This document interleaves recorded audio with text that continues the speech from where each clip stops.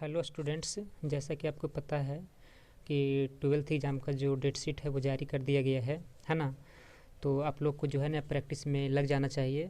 तो चलिए हम आज की क्लास में कुछ प्रैक्टिस क्वेश्चंस को लेकर आए हैं, ठीक है। तो आप लोग ध्यान से जो है ना देखिए इस लेक्चर को और लेक्चर का आनंद लीजिए और हम बहुत आराम आराम से इस लेक्चर को जो है ना लेकर चलेंगे, ठीक है। कोशिश यही रहेगा करिएगा आप लोग, ठीक है, कि हम बढ़िया से मतलब इसे समझते चलें, ठीक है। तो इसमें जो है ना हम एक क्वेश्चन लिए हुए यहाँ पे, जैसे कोई इंटीग्रेशन का क्वेश्चन है और इन्होंने बोला है ना कि integral of log x into D x, मतलब कि लॉग एक्स का जो इंटीग्रेशन होगा उसे हम लोग कैसे फाइंड करेंगे। तो दोस्तों हम बता दें कि इस तरह का क्वेश्चन को बनाने के लिए क्या करते हैं कि इंटीग्रेशन बाय पार्ट्स का अप्लाई किया जाता है, ठीक है, जिसे हम लोग इंटीग्रेशन के अंतर्गत प्रोडक्ट रूल के नाम से भी बोलते हैं उस इंटीग्रेशन बाय पार्ट को। तो चलिए कुछ नहीं, इसे हम लोग क्या करेंगे इंटीग्रेशन बाय पार्ट से अप्लाई करेंगे, यानी उसके सोल्व करेंगे।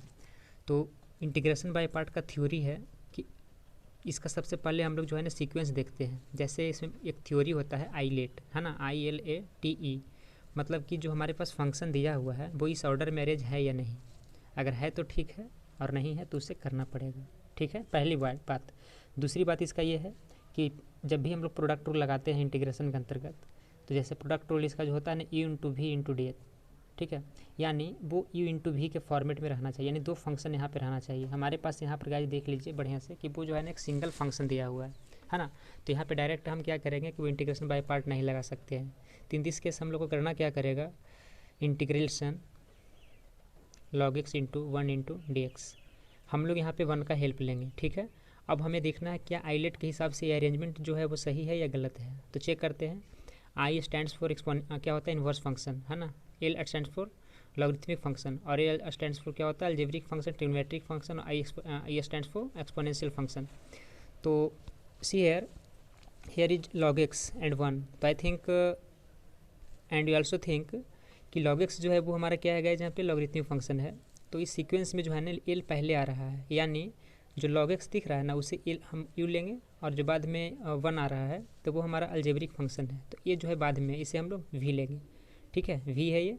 अब यहाँ पे क्या करेंगे हम लोग इसे कि इंटीग्रेशन बाय पार्ट अप्लाई करते हैं। तो इंटीग्रेशन बाय पार्ट से होता क्या है, तो जैसे हमारे पास integral from A into V into D X है, ठीक है। तो यहाँ से क्या करना हम लोगों को, जो यू दिया हुआ है ना यू को हम लोग छोड़ना है और वी को हम क्या करते हैं एक्स के रिस्पेक्ट में इंटीग्रेट करते हैं। देन माइनस का चिन्ह होता है यहाँ पे और देन क्या होता है integration d y d x of क्या आता है सबसे पहले यू का हम डिफ्रेंशिएशन करते हैं और इंटू का साइन देकर वी को क्या कर देंगे इंटीग्रेट करेंगे और जो भी इतना करके आएगा उसको हम फिर से इंटीग्रेट करते हैं, है ना।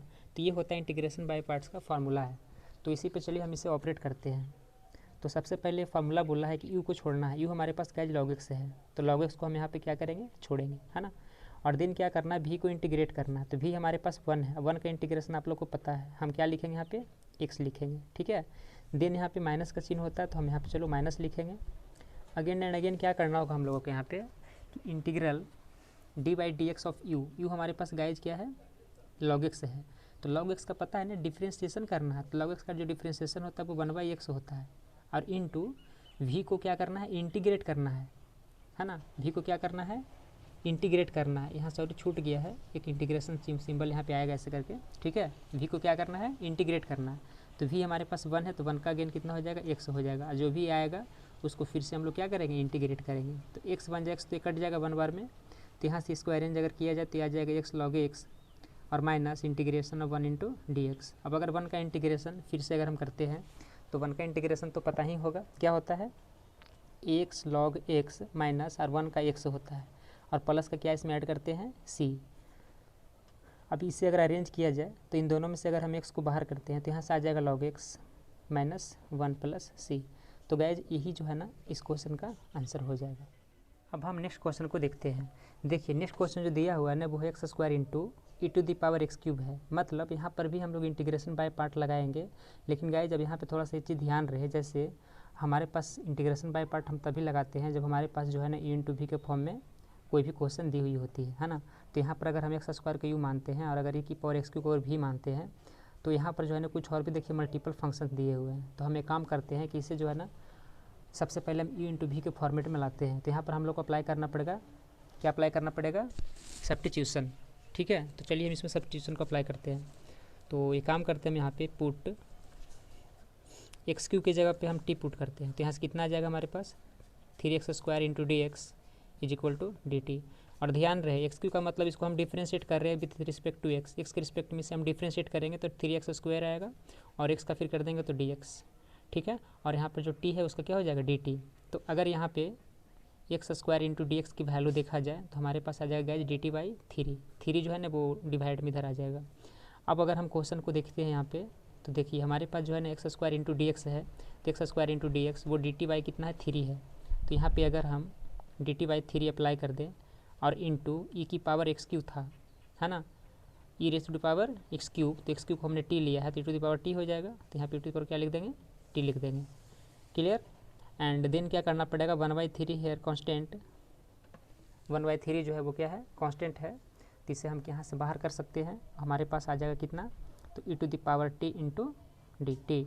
अब इसे हम आसानी से क्या कर लेंगे इंटीग्रेट कर लेंगे। तो इसका इंटीग्रेशन क्या होता है गाइज, मैं यहाँ पे लिख रहा हूँ, देखो तो एक हमें पता है ना कि किसी भी एक्सपोनेंशियल फंक्शन का अगर E to the power X into D X है तो इसका जो इंटीग्रेशन होगा E to the power X plus C होता है, ठीक है। वो हम लोग का ये रूल है, मतलब फार्मूला है इसका, तो हम लोग इसी पे इसको अप्लाई कर देंगे। तो सिंपल सा थ्योरी है, यहाँ से क्या आ जाएगा ई की पावर टी और प्लस कितना सी। अब हमें जो फंक्शन है वो तो एक्स के रिफरेंस में दिया हुआ था, एक्स के टर्म में था, हमारे पास आंसर जो आ रहा है वो टी के रिफरेंस में या टी के टर्म में आ गया है। तो हम टी को रिप्लेस कर देंगे किससे एक्स क्यूब से। तो हमारे पास जो फाइनल आंसर बनेगा इस क्वेश्चन का वो 1/3 ई टू द पावर कितना आ जाएगा एक्स क्यूब और प्लस का सी, ठीक है। तो चलिए यही जो है इस क्वेश्चन का आंसर हो गया। तो गाइस जब देखते हैं क्वेश्चन नंबर हम 3 को, है ना, देखो यहाँ पे भी ये क्वेश्चन जो दिया हुआ है E to the power X into sec X है और फिर भी ब्रैकेट के अंदर अंतर्गत क्या लिखा है इन्होंने 1 + tan x। तो इसे हम लोग अब यहाँ पे क्या करेंगे कि इंटीग्रेशन बाय पार्ट, देखो गाइस डायरेक्ट नहीं लगेगा, ठीक है। तो सबसे पहला काम हम लोग यही करेंगे यहाँ पे कि चलो सेक एक्स को हम जो है ना ब्रैकेट के अंदर ले चलते हैं। तो हमारे पास आ जाएगा E to the power x आ जाएगा और यहाँ से आ जाएगा सेक एक्स और प्लस कितना आ जाएगा sec x into tan x आ जाएगा और इंटू कितना डी एक्स। अब गाइज हमारे पास एक फार्मूला है, अब वो मैं पिछले लेक्चर में बताया भी था, ठीक है। अगर जो लोग नहीं देखे हैं तो इसका एक शॉर्ट वीडियो डाला हुआ है, ठीक है, इस तरह क्वेश्चन कैसे बनाते हैं। तो वो फंक्शन जैसे मान लीजिए कि ई टू द पावर एक्स है और इन ब्रैकेट अगर यहाँ पे एफ ऑफ एक्स है, ठीक है, और प्लस में अगर एफ डैश एक्स इसका डिफ्रेंशिएशन होता है तो इसका जो आंसर बनता है ना वो E to the power X F of X plus C होता है, ठीक है। तो हम लोग बस सिंपल कुछ नहीं करेंगे, यहाँ पे देखो हमारे पास अगर इसको फंक्शन मानते हैं सेक एक्स को क्या मान लिए के मेन फंक्शन है मेरा, ठीक है।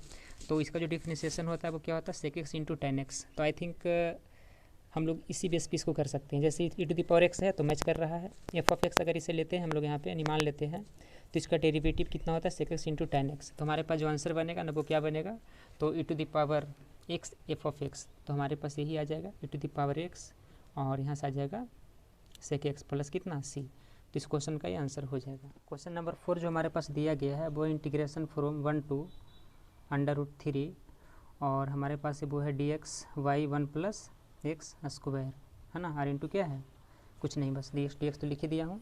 अब इसे कहता है इस इंटीग्रल का वैल्यू फाइंड करना है, तो इसे हम निकालने के लिए क्या करेंगे, यहाँ सबसे पहले इसे इंटीग्रेट करेंगे। तो इंटीग्रेशन फ्रॉम 1 to √3 और यहाँ से आ जाएगा 1y 1 + x² into D X, है ना।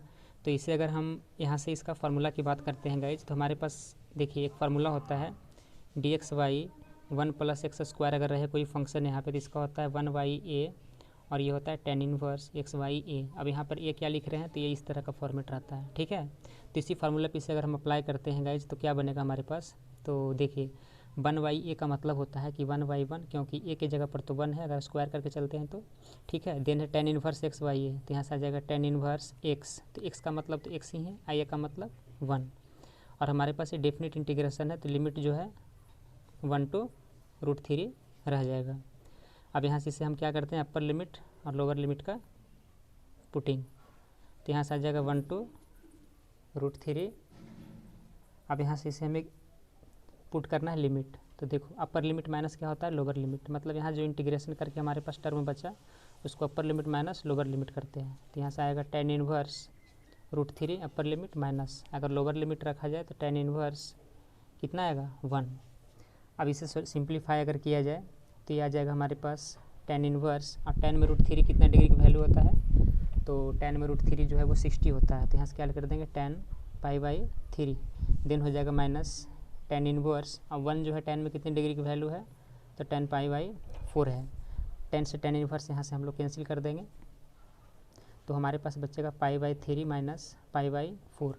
अब इससे अगर सिंप्लीफिकेशन की बात किया जाए तो एलसीएम 12 होगा, तो यहाँ से आ जाएगा हमारे पास कितना, 3 4 12, 4 पाई और माइनस का 3 पाई, तो यहाँ से आ जाएगा 4 में से 3 जाएगा तो 1 पाई/12, और यही जो है इस क्वेश्चन का आंसर हो जाएगा।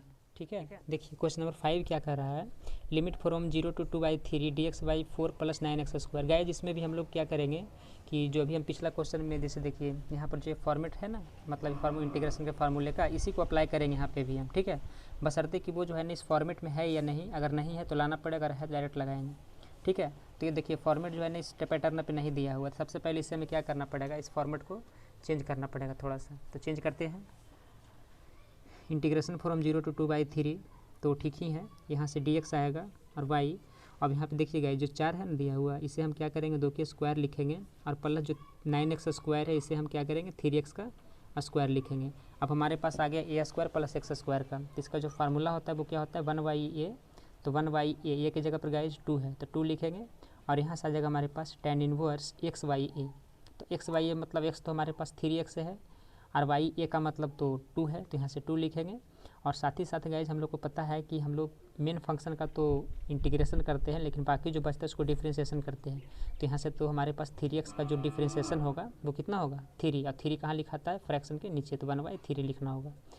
और प्लस तो सी इसमें ऐड होगा नहीं, कारण है इसका कि डिफरेंट इंटीग्रेशन हम लोग जो पढ़ रहे हैं, तो आ जाएगा 2/3 से इस तरह से। ठीक है, अब यहाँ से क्या करना है, देखिए 2 है और 3 है, तो यहाँ से तो अपन 1/6 हम बाहर कर सकते हैं, और हमारे पास यहाँ से आ जाएगा कितना tan इनवर्स 3x/2 और लिमिट फ्रॉम 0 to 2/3। चलिए अब हम यहाँ से क्या करते हैं, upper limit minus lower limit 1/6 को रखते हैं।